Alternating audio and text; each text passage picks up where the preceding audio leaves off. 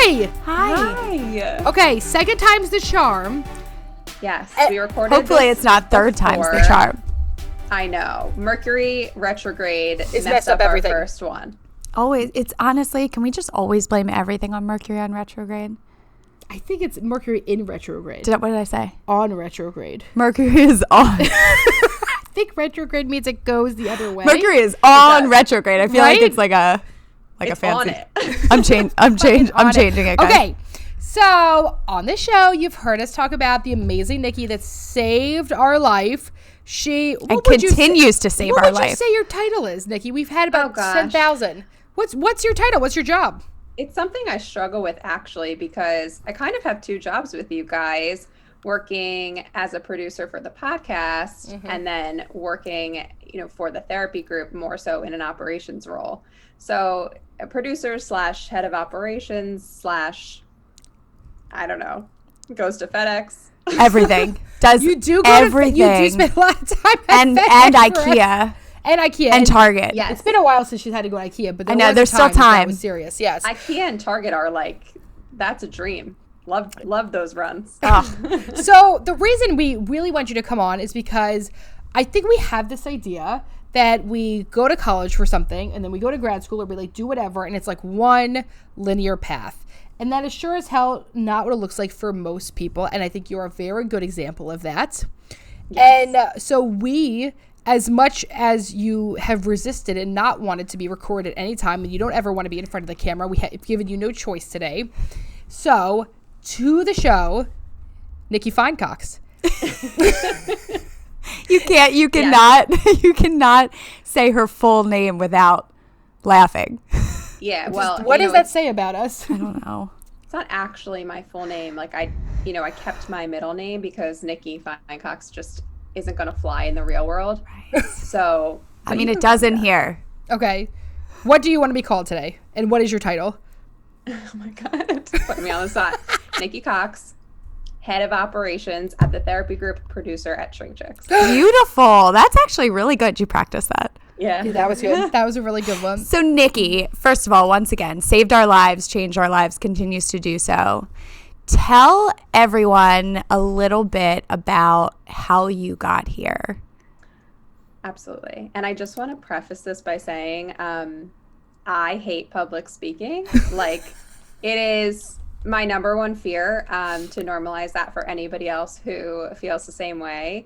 I spoke to my doctor about it, so I encourage you to do the same. Did you take a beta blocker today? Prescribed beta blockers, and I have taken one, and it really helps with public speaking. Amazing. So just want to put that out there. Yes, so I had no idea what I wanted to do after college.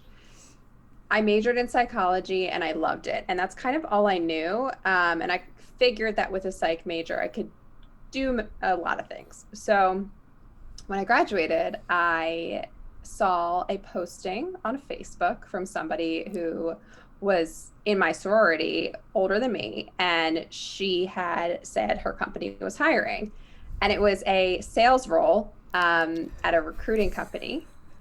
And I had no business background, no sales background, but I was sounds like they make a lot of money. So I'll just do that one. I like money, right? And so I applied and I interviewed and I got the job. And I think there is a big piece of graduating and kind of having that fear that you're not going to get hired anywhere. And so I got hired, and there was a big piece of me that knew it wasn't the right move. I remember asking everyone in my life, should I take this job? Do you think it's right? And then being yeah, great, you got hired, take the job. And I think just looking back on different instances in my life where I have to ask for that external validation from other people, really is telling to me that I know that it's the opposite. But I want somebody to kind of co-sign and tell me it's okay to not take the job in that instance, and nobody was doing that. So I was all right, I guess, number one, it was a people pleasing thing. They like me, I should take the job. And number two, everyone who I trusted in my life told me that they thought it was a good idea. And so I took it. What would you say to them now? Great question. Oh my gosh, now I'd be like, this is the opposite of me. Mainly because I'll tell you, when you got your first hire, I love this. You got to do a dance in front of You the entire got to do. You got to. Well, you yes. lucky person. Exactly. It was sold as like, this is your time to shine and do a dance for the person that you hired for the first time. Oh, you're doing it for the person you hired. No. Oh, right? Did you? I know. I don't know if that would be Could worse you or not, but quite imagine? horrible. Well, I don't know if that's worse. If you're just doing it for one person as opposed to in front of like the entire company. So wait, so Nikki, you just told us that you had to take a pill to come on a podcast, and yet Right. you were supposed to get up in front of an entire organization and dance for a hire. Should have been my first red flag. I saw it as a deterrent. I was like, I don't want to hire anyone, and that would equal out to no money. And so I was kind of stalling on it. I was like legitimately scared about this dance. What dance would you have done? I have no idea. I didn't even let myself like think about it. Like, I can't do the worm. I can't do anything that would be like funny. Could you imagine if Nikki got What down did and did other the people worm? do? Oh, people like went all out. They were like almost like choreographed situations. What? This was before TikTok too, Yeah, this was in right? If this was in the age of TikTok, you could have just done like a move my arms. Yeah, like so just a true. few arms Right? and point But you at can't do that things. You anymore, can point at things. Oh, you just point at things. Yeah, that's the This move. was That's in a the age of dance. Vine. Oh shit! I loved Yeah. Vine. But that wasn't as choreographed. It was just hilarious. Yeah, it was so funny. So I left that job after 3 months. Can't imagine never why. Started anyone? Never danced. Can you imagine? I think we should start implementing that. Like every time Nikki gets us on another podcast, we should make her do a dance. Oh my god, that's torture. I don't know. I feel like would you be You'll more never get on comfortable doing? another podcast. It's true. It's a good point. Just shooting myself in the foot. Her body just like would shut down. Like all of I a sudden know. she wouldn't be able to write emails anymore. Yeah, it's true. Which is basically Yep. impossible. She's so good at emails. Thank you. You're welcome.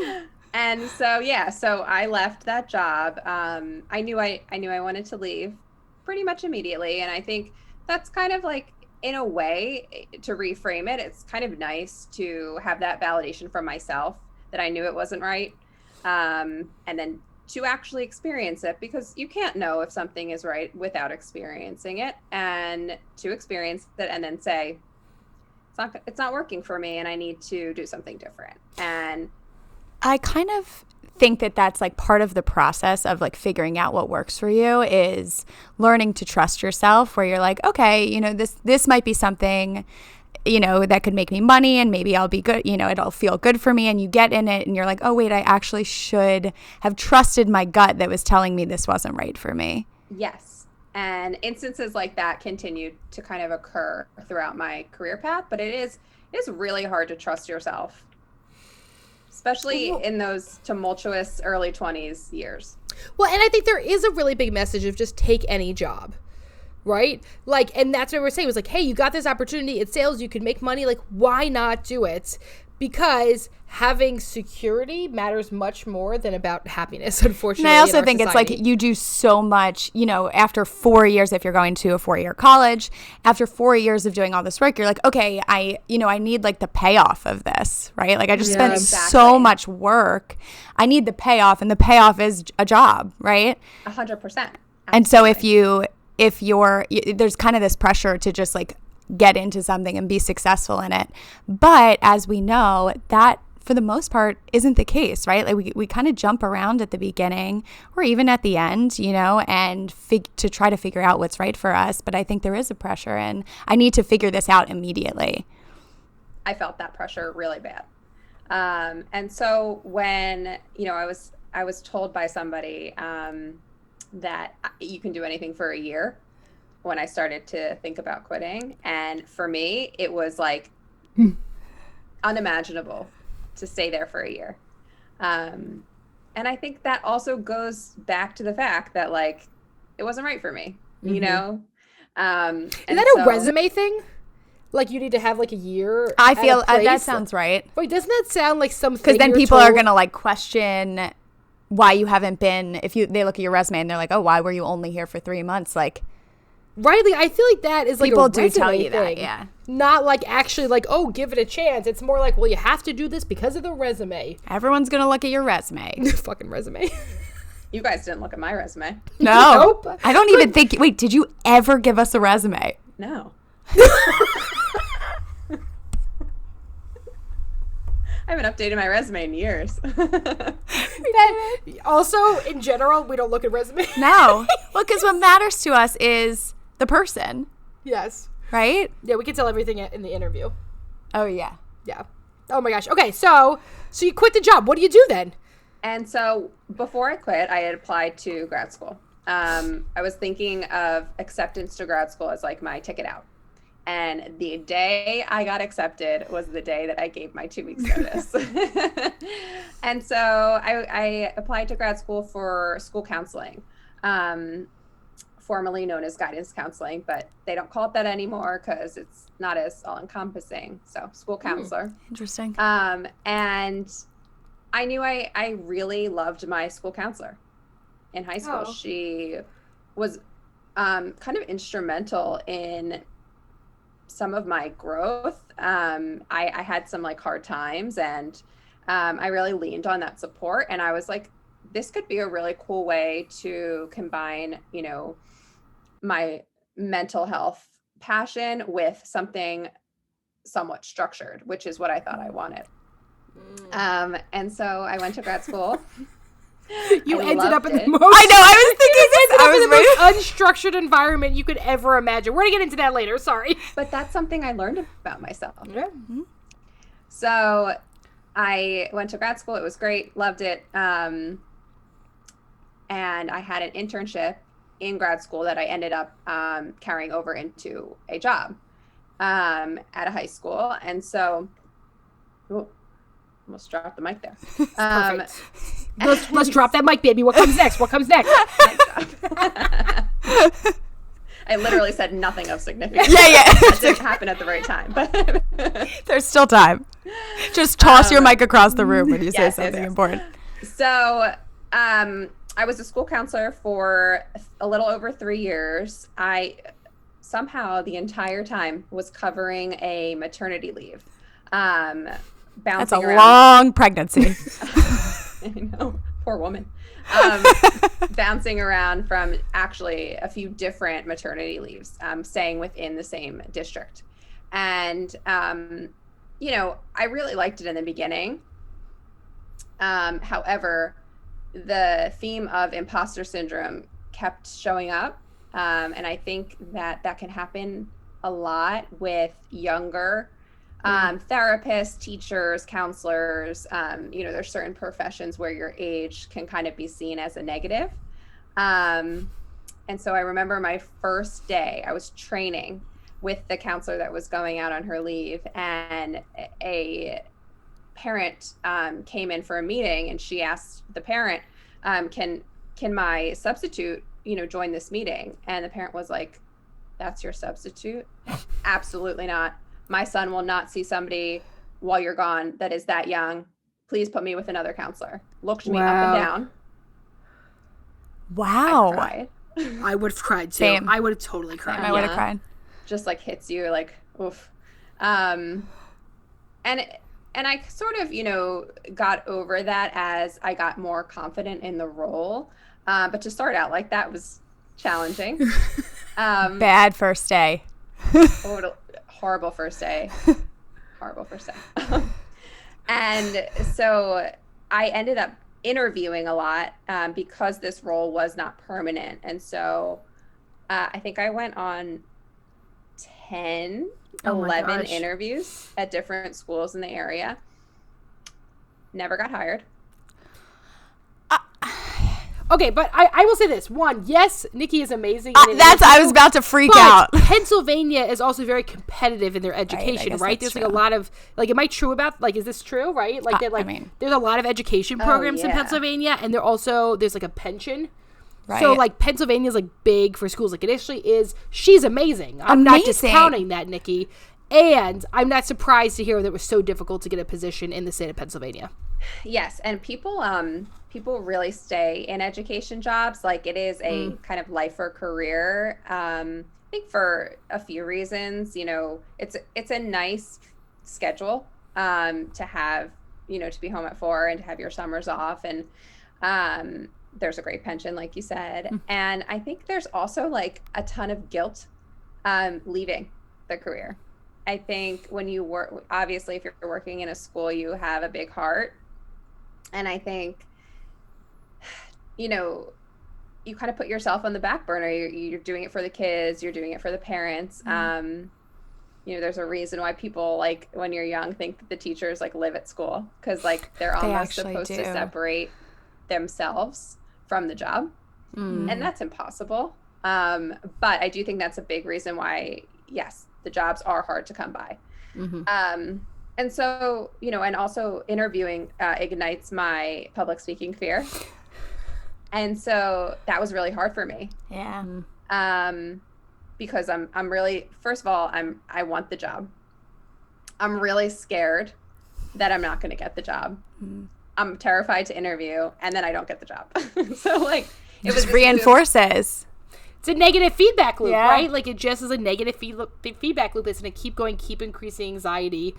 And that feeling of rejection is just going to, like, slowly chip away at you. I hate to throw the conversation off, but I just had a thought, and I just wanted to pose it to everyone. Did you ever call your teacher mom by accident? Yes. Everyone did. And the kid counselors. It was so embarrassing. You feel like you could never recover. You're like, oh my God. Right? Like, feels so like embarrassing. I don't know. Well, because you're so, everything is so embarrassing when you're young.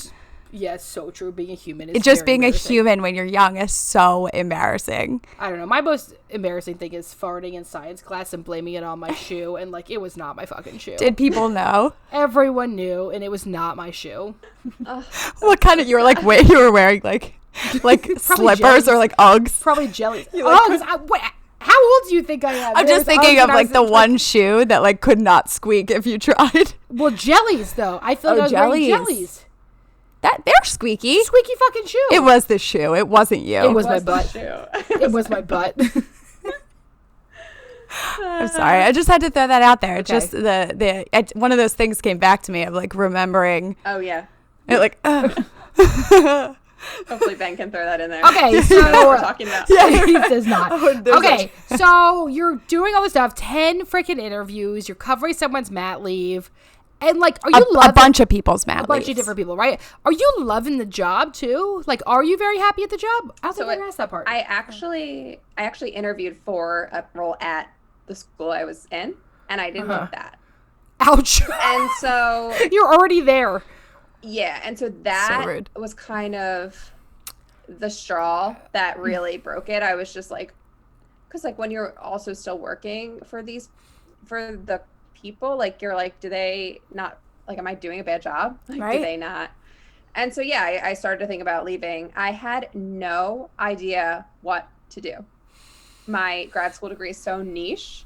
I could have gone back to get more credits to be a therapist, but I wasn't sure about that. I actually applied or started to apply to do it, and then I never finished the application. I would have, like, brainstorming sessions with myself of, like, what do I want to do? And I couldn't figure it out. And so I knew I was staying through the end of her leave. And so I had some time. And in that time, I really developed a passion for podcasts. My commute was so long. It was, like, anywhere from, like, 45 minutes to over an hour each way. And I just started listening to podcasts. I am not the kind of person that, like, loves music. And so whenever I'm in the car or, like, folding laundry or doing something around the house, I'm usually listening to a podcast. And I heard Emmalee on Betches Bride's podcast, which was I was still listening to it after I got married, which just shows you like how much time I had in the car. I was just like, I'm listening to everything, right? Years later. Right. And Emmalee like blew me away. I listened to her episode. I don't even remember what it was about. I just remember. Yeah, which one was it? I just remember how I felt. I just remember being like, this person is like a genius. And you are. I don't even know what it's about. I don't either. But there were so many episodes. Yes, thank you very much. So glad you enjoyed it. Very funny you weren't getting married. It's like very funny that you were not a bride at that time. Nope. And then I think like a month or two later you came back. Yeah. And I like remember seeing the episode and I'm like, oh, she's back. Like, can't wait to listen. And I listened. Wait, so the first time, did you realize that we were so close? Like, did you realize that I was in Philadelphia? You said that. Okay, the first time. Yeah, the first time. But the second time, you said you and your business partner had started a podcast of your own. Yeah. And I was like, no shit. I was like, That was my reaction too, Nikki, when Emmalee brought it to me. In like a negative way. Of course. I would have felt the same exact way if she posed that idea to me. Right. And I was just like, these women are in my backyard. They're doing this incredible thing. Like, I think our generation especially, we somewhat have therapy normalized for us. And I think at this point, like, a lot of people have been to therapy or at least have like dabbled with like, you know, following along on certain, you know, social media or reading books, you know, self-help. And I think there's a fascination with relationships and therapeutic topics and just like human behavior. Mm-hmm. And so I was like, this is genius. I couldn't stop thinking about it. Wow. And I already was sort of like immersed in the podcast world. And so as a listener. And so I was like, how can I work for them? I love podcasts. I love mental health. But I got really nothing else as far as like knowing how to produce or that's all you need for us. And I was really blown away by the first 2 episodes of your podcast. First 2. I am scared to know what was even on those episodes. Who knows? But we were doing that. But it's funny, right? Because you said like, oh, well, I didn't know how to like produce or edit, but like neither did we. We right? had no like, clue. We were in Emmalee's house. Yeah, we bought shitty mics off Amazon and just like recorded in my bedroom. So like it probably looked legit from the outside. Did it? Did it seem legit from the outside? I thought it was super legit. Like to the point where I was very scared to contact you. Okay, so let's talk about that part. Yeah. Yeah, so I remember coming home so I listened to both of the episodes on the way home one day because that's how long it took me to get home. And I was like, I like skipped inside and I like told my husband, I'm like, I found the most incredible podcast. I need to figure out a way to work for them. And he was like, okay, like, I'll help. And so I started making a list of different things that I thought you guys could do with the podcast, whether that be, you know, engagement on social media or certain podcasts I thought that would really appreciate you as guests. And so I kept this like little notepad because I knew I was going to eventually try and reach out and I didn't want to come empty-handed. And so then I drafted a DM to send to you. John helped me, my husband, and he actually was the one who ended up pressing send because I was too scared. Do you have that DM with you? I do. I'm like, whenever I look at it, which is not often just because I pulled it up for this episode, so the 2 times I've looked at it, it's just funny knowing you now. I approached it like it was like much more of a professional, like corporate setting than it is. Of course. Well, that's also like what you're taught, right? Like when you reach out that you have to be very professional, and a lot of therapists who reach out who want to work with us do the same thing, understandably so. Of course. Yeah. And I remember like, you know, people were like, oh, you know, when you write this, like, just be yourself. And I was like, who is that? You know, like, especially with the whole interview rejection over and over, I'm like, I don't know if I'm really allowed to be myself in a work setting.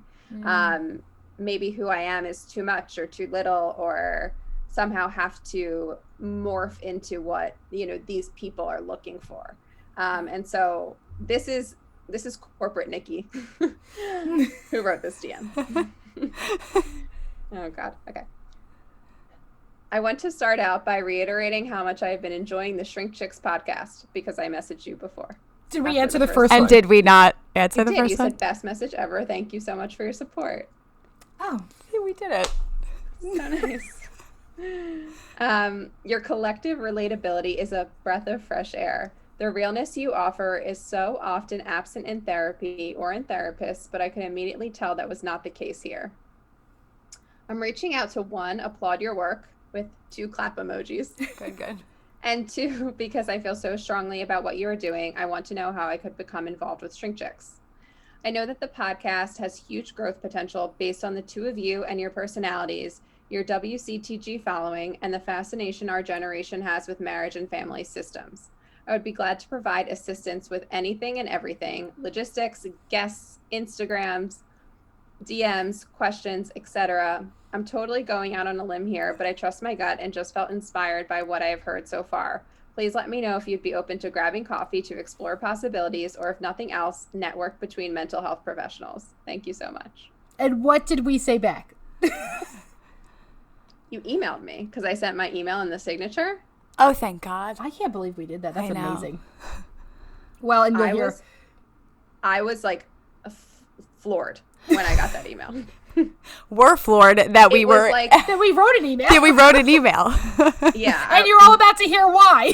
Looking back on it, I would also be floored that you responded. But yes, at the time, I did not know this about you. And so I remember like that feeling was like almost like when you're first dating somebody. I'm like, oh my God, they emailed me. And so you emailed and you said you would love to grab coffee. And setting that coffee up was quite challenging because then you stopped emailing. Did you You feel must have caught us at such like a unique time. right? And I We was were like, we have so much time. right, and then I was like, oh, this girl seems cool. Send an email, and then like we fucking disappear. Like this is a thing. So we do. sorry. Did you feel rejected? You know what? No, Okay. I didn't. I was like, they're probably really busy in my head. And I felt, and I know, you know, I don't really like think of myself as like someone who has like a super strong intuition or gut. Like I actually struggle with trusting my gut and intuition, but this was like no brainer. I was like, Wow. I just knew that I had to be involved. It was almost like, I wanted to like invest in a startup or something. Like I was like, this is that I want to get in on this like now because I just know how much it's gonna grow and affect and change people's lives. Like that's how I felt. And so at this point, Jen was still like, "Can we fucking be done with this yet?" Yeah, This I is was not ready. gonna go anywhere." How many podcast episodes were coming out per? Like one a month. It was not consistent. Right. which was my first suggestion. She continues to suggest it too. Right. But I think like this is one of the reasons why we wanted to bring Nikki on is because, you know, I think that a lot of people struggle with this in terms of trusting themselves and saying, this is something I'm really passionate about, even though like you just loved podcasts and had never worked in podcasts before. Mm-mm. But, you know, I just want to highlight that piece real quick because you were so connected to that feeling that you had and you went for it, which is a really big move. Yeah. And I think I emailed you like maybe I think twice to get a response and then like twice again to get a response again. But I was like there was no signs you were giving me that were like negative. So I was like, I'm just going to keep checking in and hopefully we can make this work. Persistence is key. I was very persistent. almost a little But embarrassing. you know what though? That is part of what makes you really good at your job too. You know, it's almost like that in and of itself spoke to us in a lot of ways, considering Emmalee and I are so bad at emailing, that the fact that you were persistent with us and consistent with us, you know, it makes you actually really good at the job that you have now. Thank you. You're welcome. Okay, wait. So let's talk about, so you finally get us somehow and you come into the office. And I think one of the things also that's happening for us is like, we couldn't figure out, what you would do or what you wanted to do for us. You know what I mean? Or like, we also were not in the place financially to pay something. Like, we didn't really know what this was going to look like. Or what right? we needed. And, you Yes, know, we when didn't you know what start. we were doing, so it's hard to say what Right. you Yeah. And when you start anything, you know, it's just, it was really hard and challenging for us to give up any sort of control. So Yeah, I remember like wondering what you guys were thinking, because it kind of was like, you know, here I am, I want to work for you, and like to expect that with no strings attached, because there certainly were not any strings attached, but like you didn't know me, you didn't know Right. that. Right? Okay, so you come into our office. Came into your office. I remember like pulling up and just being like, like, you can do it. Did you take a beta blocker beforehand? That is a great question. Probably. Okay. I don't remember, but I would venture to guess yes. Okay. And I met you, and I quite honestly do not remember the conversation because I was that nervous. But I know that it was like good. You came in with notes, and you're like, here's what I think. You should probably start doing it weekly. Yeah, you had Here are notes the- of like, how you, to like, improve rolled the in with podcast. this, yes. Yeah. And we just sat there like, I'm sorry, you've listened? Like, we were still figuring out how people even heard the podcast. Well, and I also remember us thinking after that, like, she would be such a good therapist. We were like, go back to school. And, you know, because we also didn't know where the podcast was going or if it was going to do anything at all. And so, you know, our minds go straight to like, oh, you would be such a good therapist. Yeah. And I actually was contemplating doing that at the time. So in my head, I'm like, oh, maybe I could go back to school and work for them on the side while I'm, you know, in school. And so, you know, with that, it turned into I would call it an internship. Yeah. Wait, now when was this though? Wait, what are the dates here? This was, so I DM'd you in December of 2019. Mm-hmm. We met in January of 2020. And then COVID.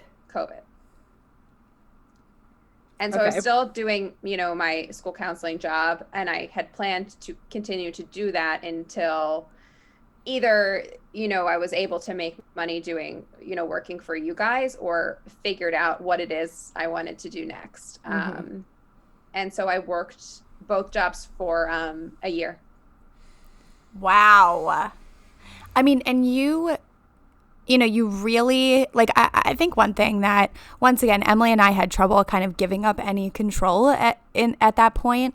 But you really made it very easy for us to give up that control that we had held on to, because you worked so hard and you did so many things that we never would have thought of. Well, you rolled in and you had this list of names, right? And you're like, here are the shows I think you can get on. And we're like, what?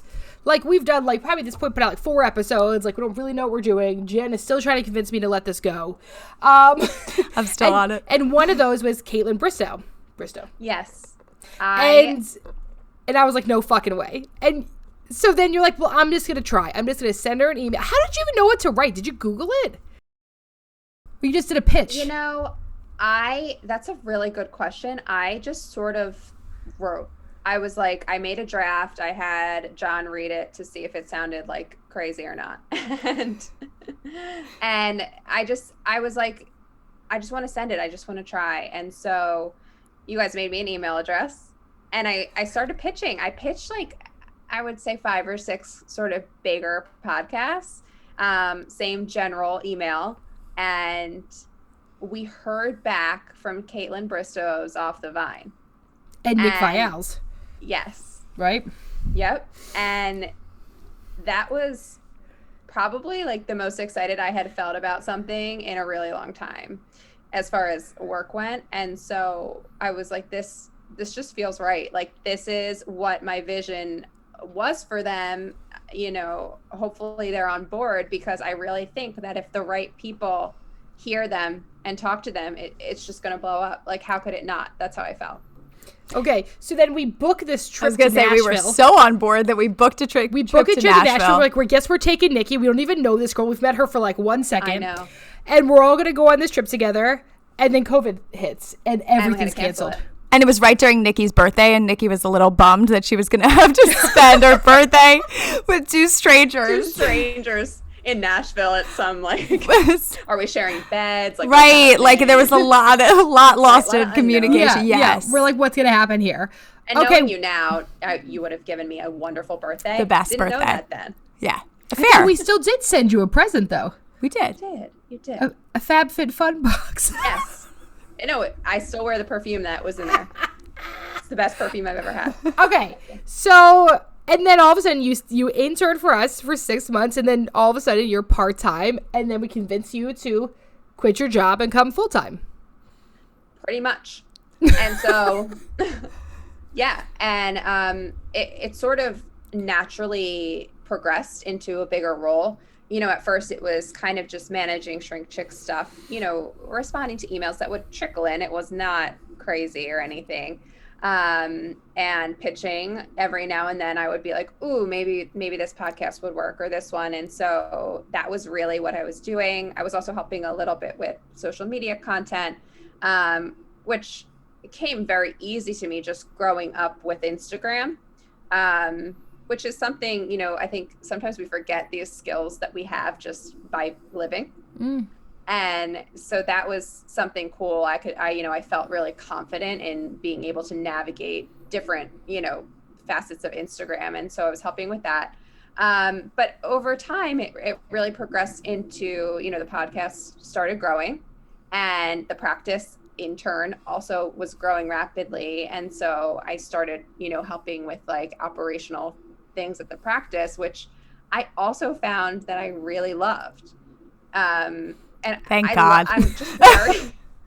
I'm very task oriented, and so I think an operations role is, you know, inherently tasks. I'm like, give me a task, let me knock it off the list. You're so good at it. You're so good at lists. And we are not. So bad. this was such a good balance for us. Okay, so let's wait. But we have to go back to something you said earlier about like going into a structured environment. Yes. So you went from a very, very structured environment to the most chaotic and unstructured environment you could probably ever imagine. And it brings up our first listener question, which is, what does a typical workday look like? I know. The least structure, and I couldn't love it anymore. Yeah, like with education job, you know, you're there at the same time every day, you leave at the same time ish every day. You're kind of doing very similar things every day, and you know, I thought that's what I wanted. I am a pretty routine person. Like, I eat oatmeal for breakfast every morning. She's gonna turn into the Every Quaker Oats morning. Man. Yes. That's what I'm gonna be happens. him for Halloween. That's what you should. Yeah. He makes some good oats, let me tell you. He does. He's still making them. So what does your day look like now, though? And so now it's so variable, and I you know, some days, like we said before, some days I'm going, you know, those beautiful trees, for everyone who's watching, the trees in the background, they are ficus trees from Target. Some days I am going to Target and hauling out giant ficus trees over my shoulder. Like an hour and a half away, because it's the only place I could find this one particular tree we needed. Yep. Some days are like that. Some days I'm helping to interview, you know, do first round interviews with new clinicians. Some days I'm doing content for social media.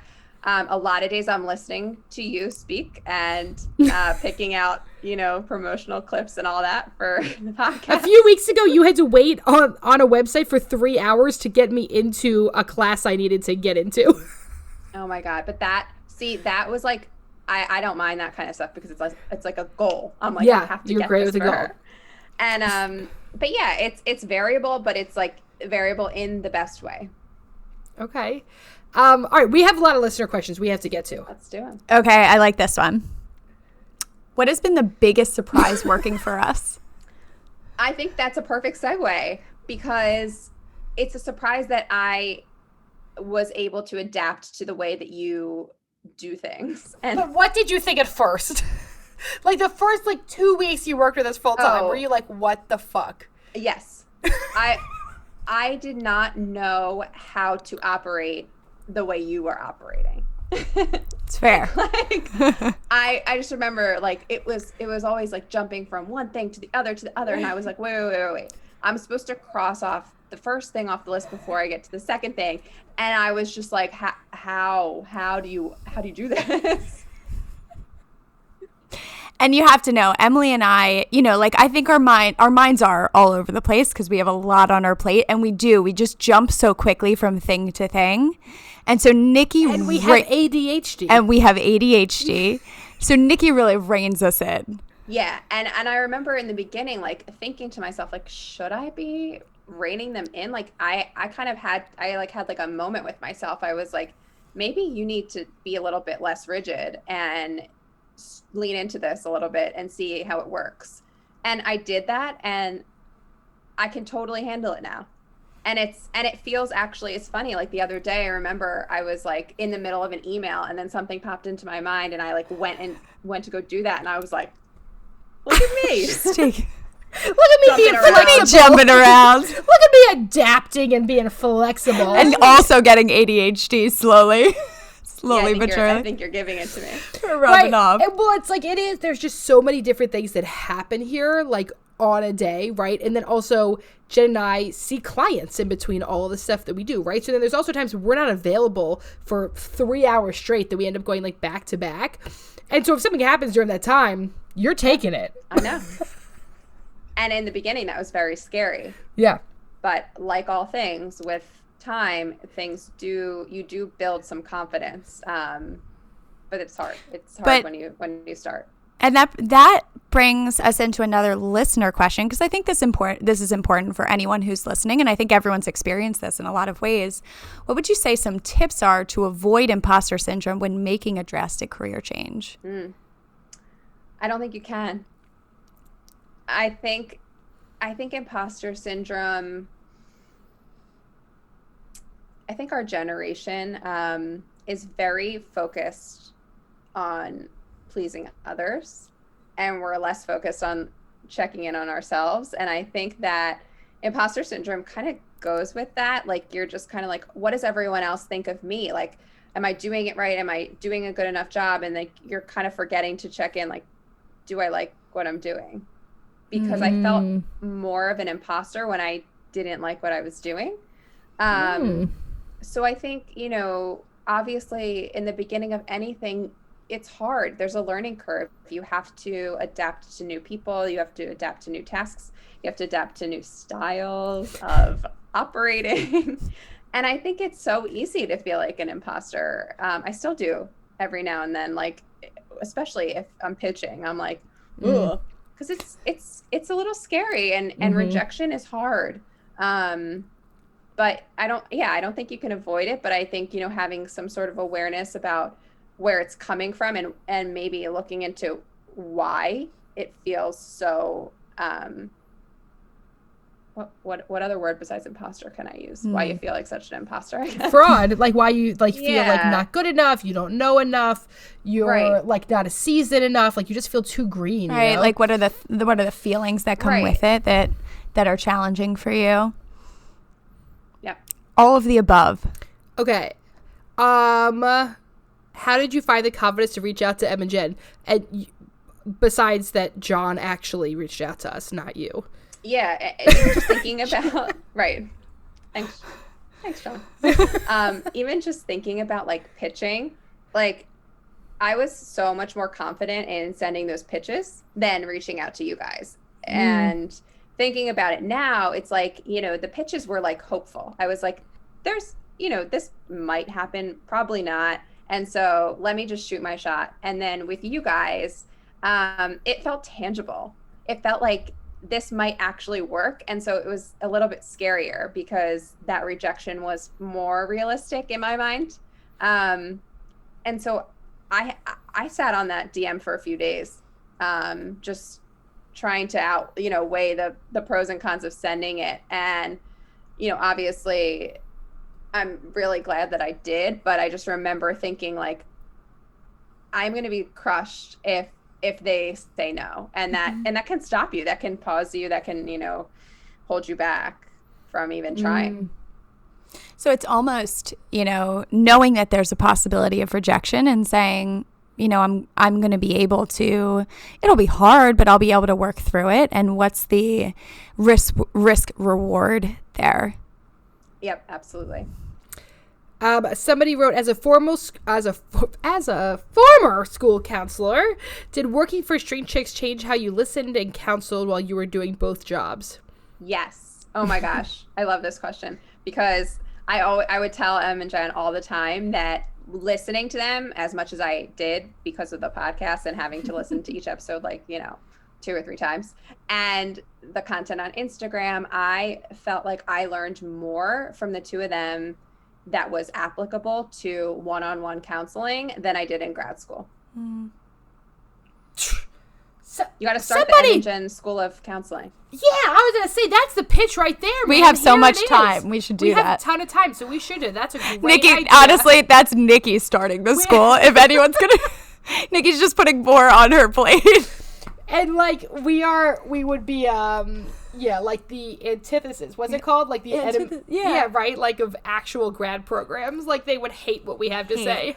Well, there's so much that they teach you in grad school specifically for counseling or therapy about not being authentic. And the fact that you guys are authentic has allowed me to be authentic. And that is so invaluable and important in my life and my and that I can work for 2 people where I know who I am and I can be that person. Nikki, we could talk to you all day, and the good news is that we get to. Because literally, we're going to talk to you right after this. The amount of times I FaceTime Nikki and she answers the phone and she's just getting out of the shower. Oh my God, it's just it's like clockwork. I'm like, we have a secret suspicion that you're just constantly showering. that's our thing. But before we go, though, we got to call some BS. Let's do it. All right, what are we calling BS on? So, I think number 1 that you must stay where you are. I think, a lot of us, including myself, like to be right. If you're a perfectionist like me, it's almost like you want to get an A+ in decision making. You want to just be right all the time about your life and what you choose to do and all that. And I think there's a lot of grief in accepting that something isn't for you, but that's okay. And you can start over and do something else.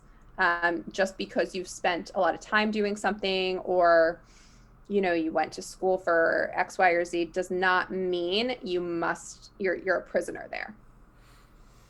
Ooh, throw the mic across the room right now. Right there. That's the footage for the reel. That was it.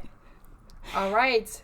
Nikki, you are sure fine to us, my darling girl. We are very eternally grateful you have come. And this is your message for anyone to listening to go shoot your fucking shot. You have no idea what could open up for you. A whole new career, a whole new life, 2 new lovely friends, right? And so go shoot that shot. Whatever you've been scared to do, go send that DM right now. Just do it. Just do it. Just do it, baby.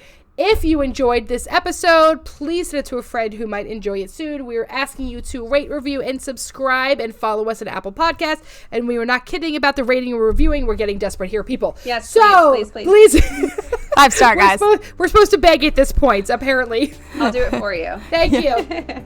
And don't forget that to grow yourself, you got to know yourself.